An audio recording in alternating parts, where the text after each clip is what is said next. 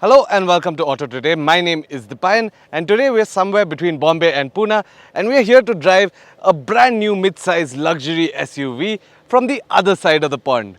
Ladies and gentlemen, introducing the second generation of the Lexus NX, the NX 350h.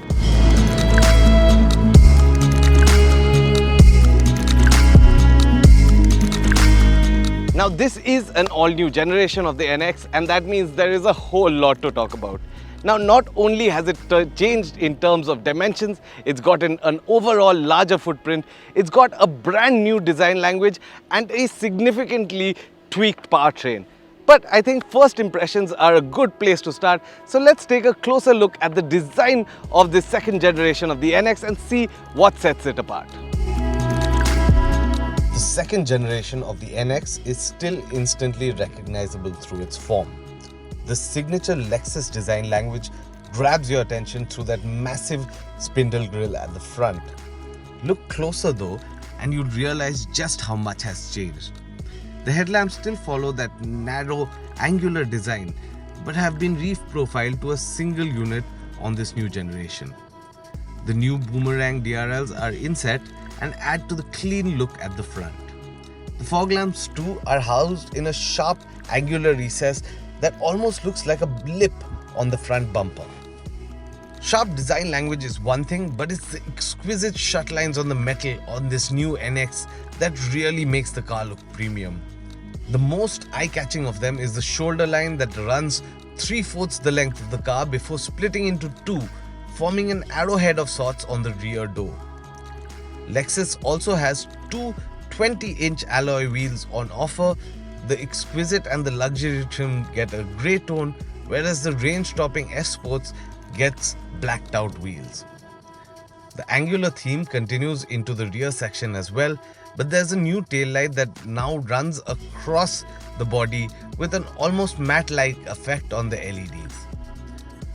The badging now has Lexus branding with spaced out letters along the rear instead of the brand logo. In all, the sharp angular symmetry of the Lexus will help it stand out in a market full of SUVs moving towards smoothed out edges.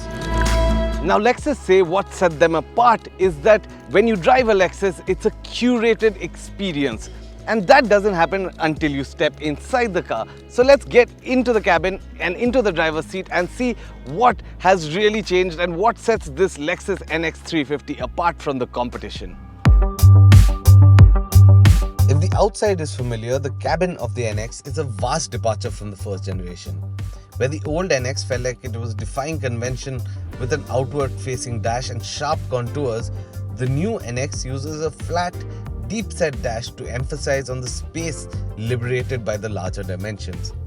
It instantly feels more spacious despite being themed primarily in black with accents in red.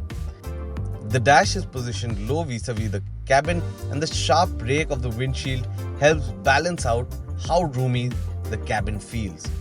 On the dash, the clutter of buttons has been replaced by a 14-inch touchscreen that stands perpendicular to the dash. The size itself makes it the visual center of the cabin, instantly adding to the premium appeal without impinging on the sense of space. The screen itself is very intuitive with a clean UI, almost replicating the function of a tablet. Android Auto and Apple CarPlay are available but only through a cable. Wireless Android Auto has been skipped out on the India package as far as we know on the NX 350. A wireless charger also comes as standard and comes in a nifty drawer that can slide back flush into the dashboard when you're on the go, revealing a small cubby on the dash. Another interesting feature in the cabin is the door unlock mechanism that Lexus call the e-latch, both on the outside and on the inside. On the outside, the system actuates from a button inside the door handle, so when you tug on it, the door unlocks, releases without the door handle actually moving from its place. On the inside, there's a brushed aluminium button that needs a push to release the door. It feels gimmicky, but it adds to the NX 350h's je ne sais quoi. In India, the NX will use a combination of a 190 bhp motor that runs in tandem with two electric motors mounted on each axle. The electric motor at the front is rated to produce 182 bhp, while the one at the back is rated to 54 bhp. When they work together, it adds up to a cumulative output of 243 extra horsepower. The ICA and the electric work in tandem with the car, choosing the input based on the driving conditions.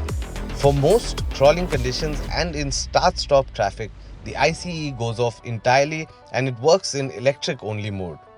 This works out to a significant saving in fuel. To put that in perspective, we drove the NX 350h over 100 kilometers on our test, and this includes some very spirited driving, and still an onboard engine management tool showed that the NX was on pure electric mode 52% of the time.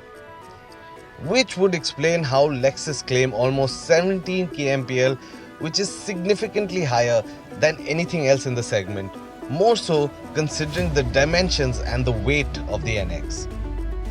If you really push it, the NX will go from a standstill to 100 kmph in 7.7 seconds.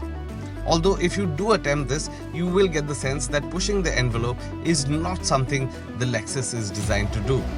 There is still a very evident rubber band effect from the CVT, but it isn't as pronounced as it was in the first generation. Now this could be attributed to the two electric motors that overcome the inertia while getting off the line. The safety package too is pretty conclusive. There is an ADAS suite with lane keep assist, blind spot warning, and a smart illumination package for the headlamps designed to illuminate objects that are likely to enter from outside of the spread of the headlamps. Now at Rs 69.5 lakhs ex-showroom for this luxury trim of the NX 350, it does command a significant premium over the competition. But for your extra money, what you do get is a proper hybrid system with two electric motors on each axle that actually provide power and improve the efficiency of the vehicle significantly. I think when you consider that and the fact that this is a whole different flavor of luxury altogether over what we've seen in the Germans, I think that the Lexus has a certain niche that it will carve for itself in the days to come. That's it from us. This is Didi signing off.